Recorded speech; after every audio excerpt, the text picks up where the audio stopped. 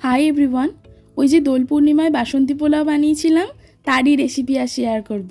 বানানোর জন্য নিয়েছিলাম 5 বাটি গোবিন্দভোগ চাল আর ওই বাটি মেপেই 10 বাটি জল।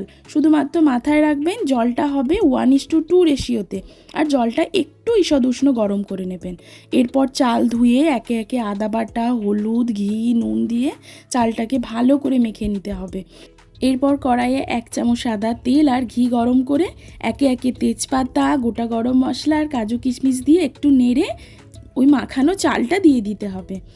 ভালো করে ভেজে নিতে হবে, কিন্তু চাল যেন পুড়ে না যায়। এরপর ওই উষ্ণ গরম জলটা দিয়ে ঢেকে রাখতে হবে 5 মিনিট। তারপর ঢাকা খুলে আমি এখানে 1 কাপ মতো চিনি দিয়েছি।